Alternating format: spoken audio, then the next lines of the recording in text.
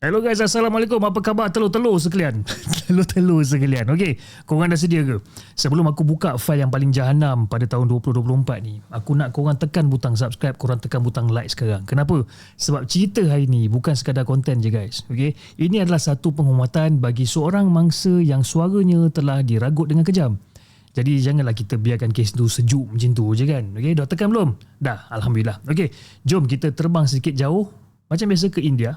Kita masuk ke neraka Kolkata.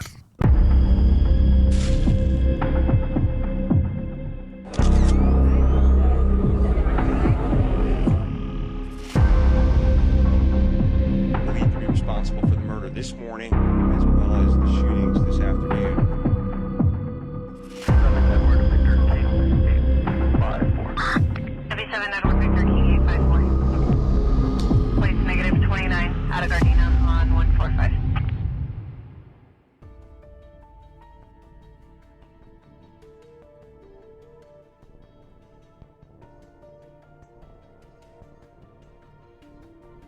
Okay guys, pada 9 hari bulan Ogos tahun 2024, pagi tu dekat RG Kar Medical College dekat India ni, diorang ke college tu bermula macam biasa je.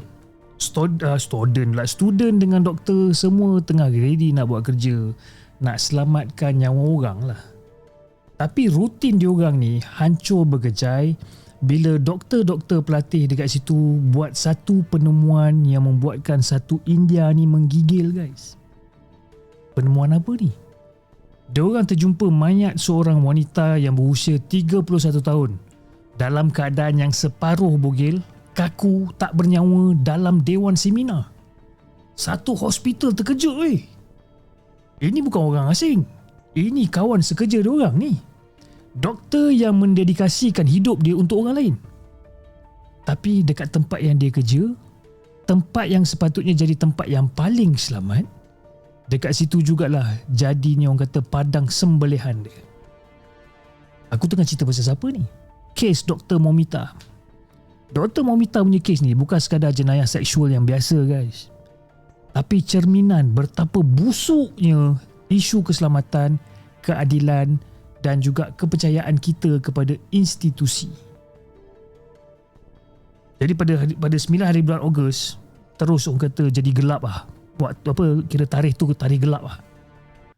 Bila mayat doktor tu dijumpai dekat atas, orang kata atas lantai kalau tak silap, dekat dewan seminar. Bila diorang jumpa tu terus diorang bunyikan loceng amaran lah. Nak dijadikan cerita, polis pun sampai. Bila polis sampai, dekat sebelah mayat tu diorang jumpa barang-barang peribadi dia tau. Diorang jumpa laptop, diorang jumpa beg, diorang jumpa handphone dan diorang jumpa satu Bluetooth earphone. Okay? Dan lebih kurang dalam pukul 11.30 pagi, pakar forensik sampai pada ketika tu dia nak kumpul bukti lah. Dan masa ni keadaan dah jadi makin tegang. Sebabkan ada doktor yang berkeras. Ada doktor yang berkeras, dia tak nak bedah siasat. Dia tak nak dijalankan otopsi kepada Dr. Momita ni. Dia kata, aku tak nak buat bedah siasat melainkan ada magistrat, ada doktor pelatih lain, ada keluarga mangsa dan benda tu wajib dirakam. Dia cakap macam tu. Kalau kau nak buat otopsi, orang-orang ni semua kena ada dan wajib dirakam. Kenapa? Sebab diorang dah bau ada benda yang tak kena guys. Jadi sementara tu orang tengah nak mendapatkan jawapan sama ada nak otopsi ataupun tidak ni. Sementara tu keluarga mangsa yang tengah melalui mimpi ngeri ni, lebih kurang dalam pukul 10.53 pagi macam tu, lebih kurang diorang dapat call daripada hospital. Diorang cakap apa? Mula-mula hospital cakap anak diorang ni tak sihat. Dia kata Dr. Momita tak berapa sihat dan sebagainya, gerubuk-gerubak. Lepas 22 minit diorang call balik. Diorang call balik dengan satu berita yang menghancurkan jiwa diorang ni. Dia kata anak diorang bunuh diri. Kau tak rasa pelik ke? 20 minit sebelum tu kau call, kau cakap anak dia tak sihat. 22 minit selepas pada tu kau call lagi sekali, kau cakap anak kau bunuh diri. Kau tak rasa pelik ke? Daripada tak sihat ke bunuh diri. Jadi pengetua kolej pada ketika tu iaitu Dr. Sandip Ghosh terus cop benda tu sebagai inflicted death, self-inflicted death. Dia siap cakap lagi, Dia siap cakap lagi, lah siapa suruh itu doktor duduk dekat dewan seminar tu seorang-seorang? Kan bodoh duduk kat situ seorang-seorang. Kenapa duduk kat situ seorang-seorang malam-malam? Korang nampak tak? Si Dr. Sandip ni, dia seolah-olah macam nak buat victim blaming lah. Jadi bila mak bapak dia sampai dekat hospital. Hospital tu buat diorang tunggu selama 3 jam tau. Selama 3 jam ni diorang mengemis sebelum dapat tengok mayat anak diorang ni. Jadi bila bapak dia masuk, bapak dia nampak, Allah, aku tak tahulah macam mana hati seorang bapak bila tengok anak perempuan dia macam tu. Kan?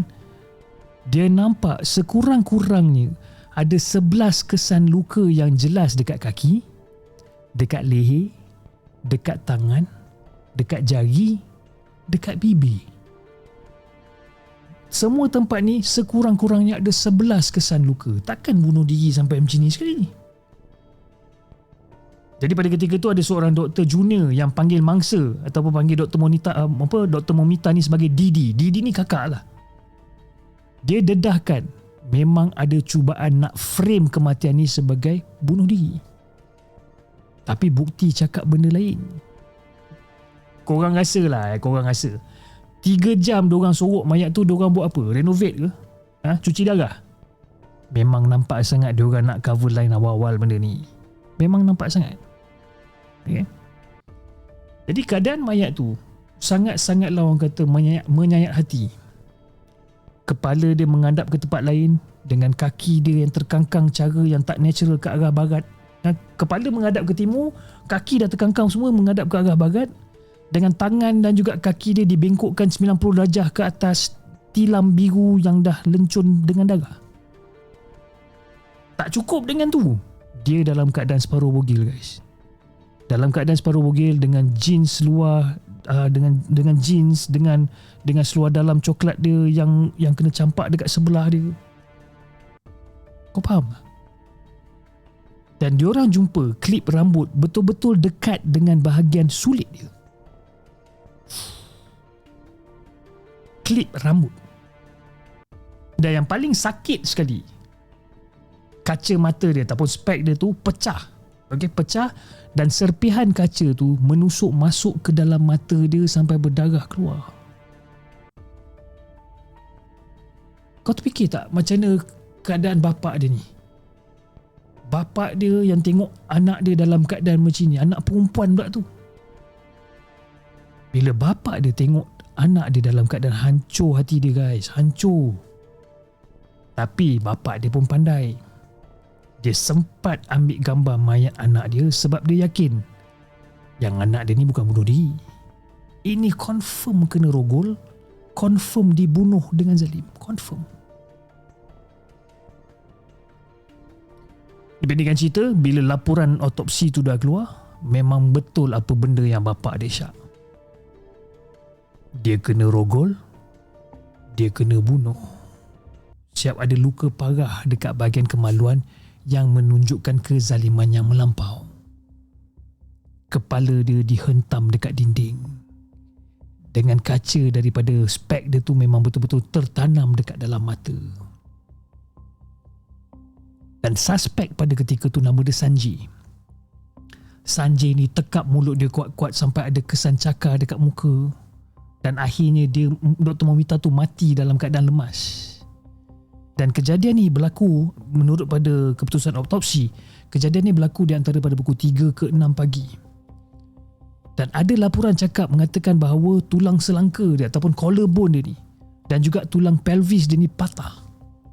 Bermaksud serangan ni memang sangat ganas dan mungkin lebih daripada seorang.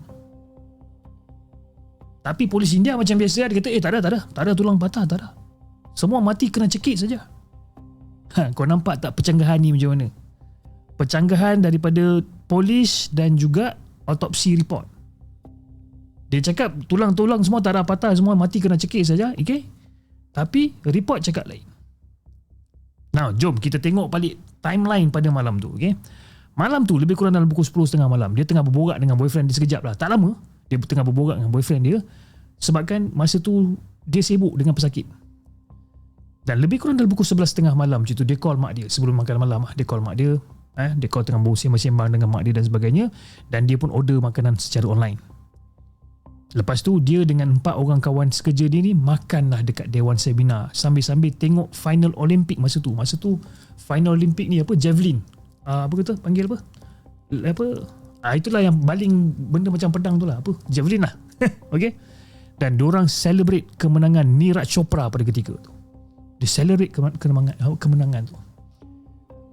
Jadi lepas diorang dah celebrate dan sebagainya, kawan-kawan dia tu beredar daripada seminar, bilik seminar tu lebih kurang dalam pukul 1.30 pagi ataupun 2.30 pagi menurut pada laporan lain lah. Jadi si Dr. Momita ni pun tinggallah seorang-seorang dekat situ.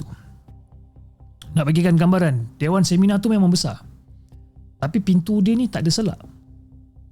Jadi dia ni pun baring lah. Dr. Momita ni pun baring dekat belakang satu tiang ni untuk dapatkan satu privacy lah. Dia baring kat situ, dia selimutkan diri dia dengan selimut merah dekat atas kapet biru, dia selimutkan diri dia. Lebih kurang dalam pukul 3 pagi macam tu, masuklah seorang intern ni. Seorang budak intern masuk, kejutkan Dr. Momita ni, tanya pasal report. Doktor, dia kejut. Jadi si Dr. Momita ni yang dalam keadaan mamai mengantuk ni, dia pun suruhlah intern tu pergi tanya orang lain. Okay? Dan bila intern tu caw, dia pun sambung tidur. Tapi Dr. Momita tak tahu, masa dia tengah sambung tidur tu, ada setan tengah tunggu. Siapa Sandeep Ghosh ni? Hospital ni buat benda pelik lagi ni. Hospital ni diorang tubuhkan komuniti siasatan yang terdiri daripada intern dan juga pakar psikiatri. Kenapa? Sebab diorang cuba nak spin cerita ni. Kononnya Momita ni ada depression, supaya diorang boleh tutup kes ni sebagai kes bunuh diri. Dekat sinilah munculnya nama Dr. Sandeep Ghosh ni. Dr. Sandeep ni pula, dia ni kabel tau. Dia ni seorang, orang kata dia ni macam kabel kuat parti pemerintah. Dan dia memerintah hospital tu menggunakan taktik yang menakut-nakutkan orang. Kadang-kadang kita tertanya juga, tak ada dakwaan apa-apa terhadap dia? Ada. Banyak dakwaan, macam-macam dakwaan dekat dia. Ambil rasuah projek, ambil rasuah projek hospital, bekalkan alkohol dekat student, siap buat bisnes apa tu? Siap buat bisnes mayat tidak dituntut. Kau bayangkan, punya gila Dr. Sandeep ni. Dan dia juga pernah ditransfer 2 kali, tapi somehow dia dapat balik jawatan dia ni. Jadi bila orang mengamuk, dia letak jawatan, tapi kerajaan diam-diam pergi transferkan dia pergi kat hospital lain pula. Kira si Sandeep Ghosh ni memang kebal lah, memang kebal gila lah bro. Sebab itu orang yang syak, sebab itu orang syak yang dia ni rancang cover up ni. Dan Mamat ni memang parasit gila babi dia. Parasit. Macam mana orang macam ni boleh jadi pengetua kolej perubatan? Ini bukan doktor guys. Ini dah more towards kepada gangsterism, more kepada mafia punya style ni. Mana ada doktor macam ni? Now, tadi aku ada sebut nama Sanjay, betul? Sanjay ni adalah suspek. Sanjay Roy. Jadi siasatan pun bermula. Diorang cek CCTV. Tapi pelik, CCTV dekat koridor Dewan Seminar pada ketika tu, pada hari tu, tidak berfungsi. Kebetulan gila-gila punya, macam so convenient, kan? Tapi diorang nampak ada seorang jantan pakai seluar pendek dengan baju tak ada lengan berjalan selamba je dekat tingkat 3 pada pukul 4 pagi sambil-sambil memakai earplug. Kan? 40 minit kemudian, dalam CCTV tu 40 minit kemudian dia keluar, earplug tu dah tak ada. Okey, korang rewind sedikit. Kau ingat tak Bluetooth earphone yang diorang jumpa dekat sebelah mayat? Itu earplug daripada telinga si Sanjay ni. Jadi bila polis jumpa Sanjay, dia on Bluetooth dekat phone suspek, pam, connected. Earphone tu terus pair dengan phone si Sanjay ni. Memang dia punya. Dan nama dia adalah Sanjay Roy. Dan Sanjay ni, siapa Sanjay ni? Sanjay ni adalah civic volunteer sejak daripada tahun 2019 lagi. Dia ada akses kepada semua ceruk hospital sebabkan dia mempunyai kabel polis dan juga pengetua. Dan masa dia kena tangkap, dia tengah mabuk gila masa tu. Malam tu dia sempat pergi ke 2 kawasan red light district. Okey, malam tu dia sempat pergi ke 2 kawasan red light district, pergi cabul seorang perempuan dekat tepi jalan. Benda tu dirakam melalui CCTV lah. Dan dia siap minta video bogil daripada girlfriend dia lagi. Kan? Tak tahu apa benda yang dia chat, dia minta video bogil daripada girlfriend dia. Sebelum dia masuk hospital tu pukul 4 pagi untuk apa? Untuk rogol dan bunuh si Momita ni. Bayangkan. Pada mulanya tu, si Sanjay ni mengaku yang dia masuk Dewan Seminar tu pukul 4 pagi. Dan dia mengaku dia cekik mangsa. Dia mengaku dia rogol mangsa. Lepas tu dalam pengakuan tu, dia kata dia pergi rumah member dia. Dia pergi rumah member dia, seorang polis yang bernama Anupam Dutta. Polis member dia ni, nama dia La ilaha illallah, susah nak aku nak sebut nama dia. Anupam Dutta. Tapi lepas pada tu, dia tarik balik pengakuan dia. Sebabkan apa? Dia cakap apa? Dia no, saya kena frame. Dan pada ketika tu media dah mula dedahkan latar belakang Sanjay ni memang gila babi kotor. Dia ni sebenarnya dia ada satu obsesi pelik. Obsesi pelik dengan mayat. Dia suka seksa orang. Dan dia ni kaki peras ugut. Dan Mamat ni dah kahwin 4 kali. Dan semua isteri dia tu lari sebabkan kena bantai. Dan mak mertua dia sendiri dedahkan yang dia seksa bini dia yang tengah mengandung pada tahun 2022. Tapi macam biasa, polis India cuma buat general diary je. Tak ada tindakan. Kau bayangkan kalau katakanlah tahun 2022 tu polis ambil tindakan. Kalau polis tu buat kerja pada ketika tu, silap-silap Dr. Momita takkan mati pun sekarang ni. Walaupun si Sanjay ni dah kena tangkap, rakyat tetap curiga. Kenapa? Sebab tempat kejadian ataupun crime scene memang tidak dikawal sampai 18 jam selepas pada kejadian. Crime scene tu tidak dikawal 18 jam selepas kejadian. Dan FIR pada ketika itu ataupun First Information Report pada ketika itu hanya dibuat pada pukul 11.45 malam. Hanya dibuat selepas pada pukul 11.45 malam, lepas mayat dah dibakar. Kenapa lambat sangat? Polis nak downplay kes ni. Sebab itu Mahkamah Tinggi Kolkata buang polis tempatan daripada kes ni dan bagi kes ni dekat CBI pada 13 Ogos. CBI ni apa? Central Bureau Investigation. Lama. Dia lebih kurang macam FBI lah, tapi dia dekat India. CBI. Jadi bila CBI ambil alih kes ni, diorang dapati tempat kejadian dah diusik. Dan keluarlah rumours pasal 151 mg simen. Bukan simen dinding simen atau lebih dikenali sebagai air mani. Okey. 151 mg air mani yang menunjukkan mangsa kena gang rape.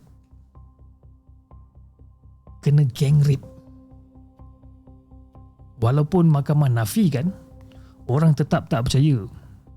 Sebab hospital secara orang kata mencurigakan terus buat renovation bilik seminar tu selepas pada kejadian. Dia orang nak pecahkan dinding untuk apa? Kalau bukan nak hapuskan bukti, betul tak? Out of sudden, tiba-tiba lepas pada kejadian tu, tiba-tiba kau nak renovate seminar hall tu dan sebagainya. Selama ni kau tak pernah pula nak renovate. Marah betul aku baca cerita ni lah. Jadi CBI pada itu tu, dia soal siasat lah si Sandeep Ghosh ni sampai 13 jam sehari. Doktor satu India mogok pada ketika tu. Wanita keluar tengah-tengah malam buat protes Reclaim the Night. Tapi malam tu jugalah ada something pecah masuk hospital, hancurkan bilik kecemasan, serang doktor. Diorang nak sabotaj protes tu. Dan masa protes tu, ada seorang budak perempuan yang berusia 4 tahun yang nama dia kita bagi sebagai Usashi. Musashi ni, mak dia bawa dia datang supaya dia belajar apa maksud perjuangan untuk keadilan. Rakyat marah bukan disebabkan kes ni je tau, tapi sebab daripada dulu lagi janji nak buat reformasi dan sebagainya, tapi tak pernah berubah. Jadi pada 20 hari bulan Ogos, Mahkamah Agung India tuduh Sandeep Ghosh cuba nak tutup kes ni sebagai bunuh diri. Hakim bantai dia cukup-cukup. Hakim bantai hospital sebabkan halang mak bapak untuk tengok mayat dan lambat keluarkan report. Tapi okay, ni aku nak cerita kau lah benda yang paling babi sekali, benda yang paling celaka sekali. Kes ni kena exploit dekat internet. Nama Momita tu, nama Dr. Momita tu kena guna dekat website orang dewasa. Okay, website orang dewasa, video palsu bersepah-sepah dekat Telegram dan menggunakan tajuk Kolkata SA video. SA ni apa? Sexual assault. Kolkata sexual assault video. Dan ada content creator daripada Bangladesh dah siap buat video Facebook arahkan orang pergi ke website yang jual konten dewasa ni yang menggunakan nama mangsa. Kau rasa? Dalam mangsa kena macam tu. Lepas tu, diorang exploit benda tu lagi.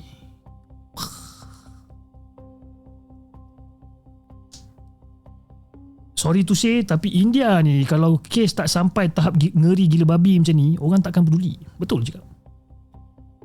Kita dah pernah tengok kes Nirbhaya pada tahun 2012. Kita pernah dengar kes pasal Hyderabad pada tahun 2019. Kes dekat Hathras pada tahun 2020. Sekarang 2024. Kolkata pula. Dan jenayah makin naik. Sebabkan pemangsa tak takut langsung dengan undang-undang yang lembik. Momita ni, dia ni anak tunggal penjaga kain je. Harapan keluarga kot. Sekarang mana pergi harapan tu? Confirm harapan tu dah tak ada. Berapa ramai lagi nyawa nak kena hancur sebelum keadilan betul-betul ditegakkan? Jawapan dia masih tak ada, guys. Masih tak ada. Sorry kalau yang mana yang tengah tengok episod kali ni korang rasa emosi macam saya minta maaf sangat. Jadi saya rasa itu saja untuk hari ni, guys. Takziah daripada tim Rotten X Podcast yang paling dalam untuk keluarga Dr. Momita. Dan kita harap cerita dia ni akan bawa satu perubahan yang sangat-sangat kita perlukan. Korang yang dengar episod kali ni sampai habis, terima kasih saya ucapkan. Jangan lupa untuk subscribe ke Rotten X Podcast. Kasih hancur sikit butang like tu supaya korang rasa kes ni kena orang kata dapat keadilan. Dan share juga cerita ni biar satu dunia tahu betapa busuknya sistem yang biarkan doktor diorang mati macam ni. Nama aku Hafiz. Jaga diri. Perhatikan sekeliling korang. Stay alert. Stay paranoid. Assalamualaikum. Bye-bye.